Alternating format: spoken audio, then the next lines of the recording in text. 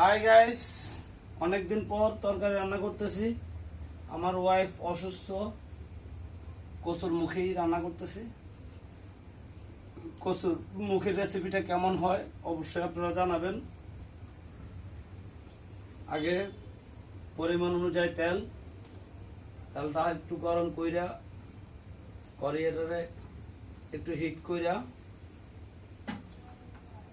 পরে আপনার তেলটা একটু হালকা হিট হওয়ার পরে আমরা পরিমাণ মতো কাঁচামরিচ, পেঁয়াজ এগুলো দিয়ে দেব। কাঁচামরিচ, পেঁয়াজ দেওয়া শেষ। এটা হলো কাঁচামরিচ, পেঁয়াজ দিয়ে দিলাম। এটা একটু বাদামি কালার করে নেব, লাল লাল। আপনারা দেখেন কিভাবে রান্না করি কচুর মুখির রেসিপি। এটা একটু হালকা লাড়াচাড়া কইরা এখানে আপনার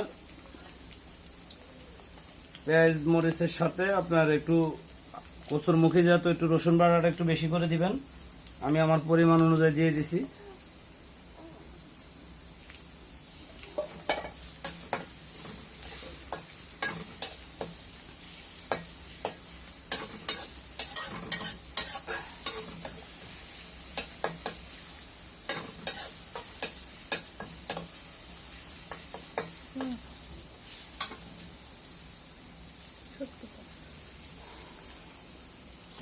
কচুর মুখিটা অবশ্যই আমরা এই চিংড়ি মাছের শুটকি এটাকে বলা হয়।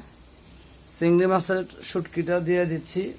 আমাদের পেঁয়াজ কাঁচামরিচ একটু বাদামি কালার হয়ে গেছে দেখেন। এখন আমরা চিংড়ি মাছের শুটকিটা দিচ্ছি। চিংড়ি মাছের শুটকি দিয়ে দিলাম।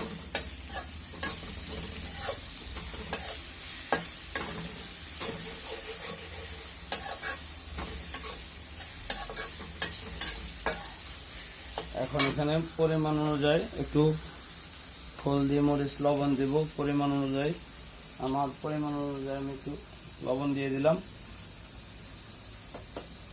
এখানে একটু হালকা করে হলুদের গুঁড়া দিব,